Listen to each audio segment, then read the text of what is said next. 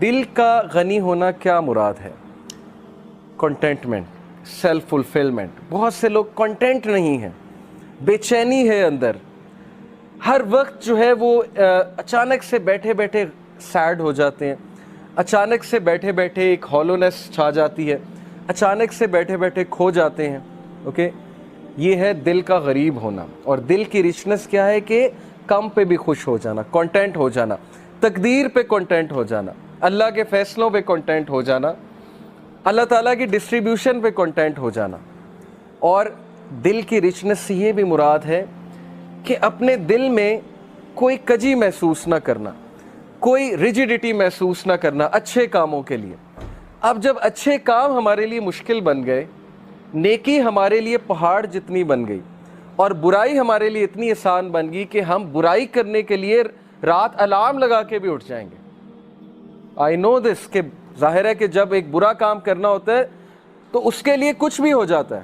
جیسے ایک دنیاوی کام کرنا ہو، آپ رات 2 بجے اٹھ کے بھی 4 بجے اٹھ جائیں گے، میں آپ کو گارنٹی دے رہا ہوں. پتہ لگے صبح کانسرٹ ارینج کرانا ہے، اسکول میں 5 بجے پہنچنا ہے، مینجمنٹ ٹیم میں وہ عاطف اسلم آ رہا ہے، اس کا کانسرٹ ہے، رات 2 بجے سو کے 5 بجے اٹھ جائیں گے ہم. پرائیورٹی ہے نا، اور دنیا ہے. تو ظاہر ہے کہ جب نیکی مشکل ہو جائے، برائی آسان ہو جائے، تو پھر اس کا مطلب ہے کہ دل میں غربت ہے، دل غریب ہے، دل میں رچنس نہیں ہے، کنٹینٹمنٹ نہیں ہے. تو اگر آپ چاہتے ہیں آپ کا دل بڑا ہو، آپ کے دل میں رچنس ہو، تو فارغ کریں اپنے آپ کو، ٹائم نکالیں اللہ تعالیٰ کے لیے، اور پھر دیکھیں آپ کے مسئلے کیسے حل ہوتے ہیں. کئی لوگ سے میں نے سنا ہے، ایک بھائی بہت مشکل سے گزرے تھے، 2 سال پہلے کا واقعہ ہے، اور 6-7 مہینے ہو گئے ان کا وہ مسئلہ حل نہیں ہو رہا، ان کا وہ مسئلہ حل نہیں ہو رہا، کوئی فیملی پرابلم تھی.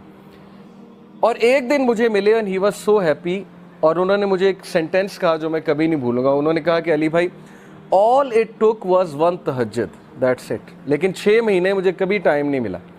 مجھے لوگوں سے ملنے کا ٹائم مل گیا، مجھے لوگوں سے کہانیاں سنانے کا ٹائم مل گیا، لوگوں کی سننے کا ٹائم مل گیا، لیکن تہجد کا ٹائم نہیں مل رہا تھا. all it took was one تہجد، اور میرا مسئلہ حل ہو گیا. تو امام شافعی رحمہ اللہ نے کہا کہ میکنگ دعا ایٹ دا ٹائم آف تہجد is like an arrow which does not miss its target. تو باقی یہ کہ اللہ دعا آپ کریں اور نہ ملے یہ ایک الگ بات ہے، ظاہر ہے اللہ تعالیٰ وہی دیں گے جو بہتر ہے. لیکن یہ سینٹینس یاد رکھنے والا ہے کہ all it took was one تہجد. تو اپنے آپ کو فارغ کریں، ٹائم نکالیں اللہ تعالیٰ کے لیے، یہ آپ کے ہی لیے بہتر ہے.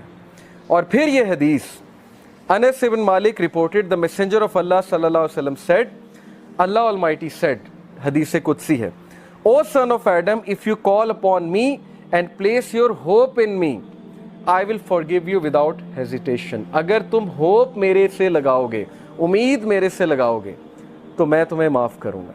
Without any hesitation میں تمہیں معاف کروں گا.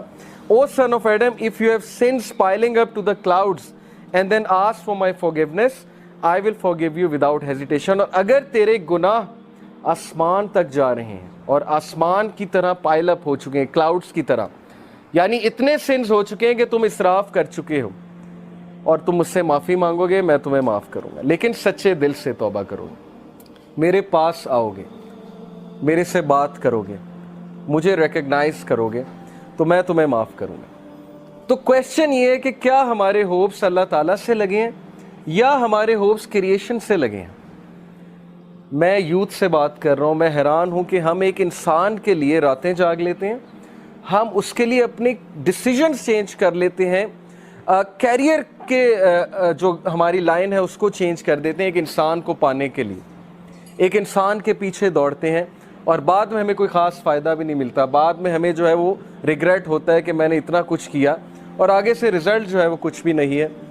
تو یہ ہیں وہ مثالیں جو اللہ تعالیٰ ہمیں قرآن مجید میں بتا رہے ہیں، حدیث میں بتا رہے ہیں کہ تم میرے سے امید لگاؤ، تم میرے پاس آؤ، تم میرے سے مانگو، پھر دیکھو کہ تمہارا مسئلہ حل ہوتا ہے کہ نہیں ہوتا ہے.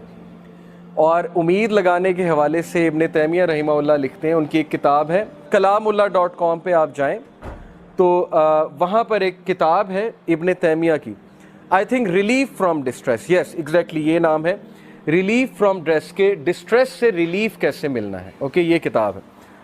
وہ کتاب اس آیت کی تفسیر ہے، لا الہ الا انت سبحانک انی کنت من الظالمین. صرف ایک آیت کو پکڑا ابن تیمیہ نے اور پوری کتاب لکھ دی. اس میں وہ ایک بات لکھتے ہیں کہ اسلاف جان بوجھ کر یہ دعا کرتے تھے. یہ بھی ایک دعا تھی ان کی کہ ہماری دعائیں ڈیلے ہوں، ہماری دعاؤں کی قبولیت ڈیلے ہو. اب یہ ہمارے لیے، ہم جیسے لوگوں کے لیے جو دنیا میں بہت ڈوبے ہیں، بڑی عجیب بات ہے. ہم تو چاہتے ہیں یوں دعا قبول ہو، میں اللہ سے مانگوں اور چیز میرے سامنے ہو، چاہے وہ میرے لیے بہتر ہے یا نہیں ہے. اسلاف کہتے تھے کہ ہم جان بوجھ کے وش کرتے تھے کہ دعائیں ڈیلے ہوں. کیوں؟ کیونکہ جب بندہ دعا کر رہا ہوتا ہے اس کا تعلق ہی اللہ سے اور ہوتا ہے. تو وہ اس تعلق کو انجوائے کرتے تھے کہ ہم تکلیف میں ہیں، ہم کسی ڈسٹریس میں ہیں، بس ہم دعائیں کیے جائیں. تو یہ تعلق انہیں بہت لطف دیتا تھا. یہ ایک بہت ہائی لیول کی بات ہے. بتانا میں آپ کو یہ چاہ رہا ہوں کہ دیکھیں، مصیبتیں آتی ہیں، مشکلیں آتی ہیں، انسان پر بہت سے فیزز آتے ہیں، اور اس فیز میں اگر اللہ سے آپ کنیکٹ کر جائیں تو یہ آپ کے لیے خیر ہی خیر ہے، اور اس فیز میں اگر اللہ سے دور ہو جائیں تو پھر یہ شر ہے بہت بڑا. تو اللہ تعالیٰ کہتے ہیں کہ اے آدم کے بچے، اگر تیرے سنس پائل اپ کر جائیں کلاؤڈ جتنے، تب بھی میں تجھے معاف کروں گا اگر تو مجھ سے معافی مانگے گا. اور پھر اللہ تعالیٰ نے کہا، O son of Adam, if you come to me with enough sins to fill the earth, and then you meet me without associating anything with me, I will come to you with enough forgiveness to fill the earth. اگر تو مجھ سے ملاقات کرے اور تو مجھ سے معافی مانگے اور تیرے سنس ارتھ کو فل کرے ہوئے ہیں، یعنی انفائنائٹ سنس ہیں، اور تو مجھ سے معافی مانگے گا تو میں تجھے بالکل اتنی فارگیونس کے ساتھ معافی کروں گا جتنے تیرے سنس، اور نہ صرف معاف کروں گا، تیرے سنس کو میں ریوارڈز میں کنورٹ کروں. سچ از اللہ کہ نہ صرف گناہ معاف ہوئے بلکہ گناہوں کو ریوارڈز میں کنورٹ کر دیا اللہ تعالیٰ نے. اتنا آسان ہے. ایک انسان کو منانا کتنا مشکل ہے. انسان کو منانے میں انسان بہت ذلیل ہوتا ہے. اللہ کو منانا کتنا آسان ہے. ٹھیک ہے، تو یہ ہے وہ مثالیں جس سے ہمیں سوچنا چاہیے کہ ہم کس ہستی کو اگنور کر رہے ہیں.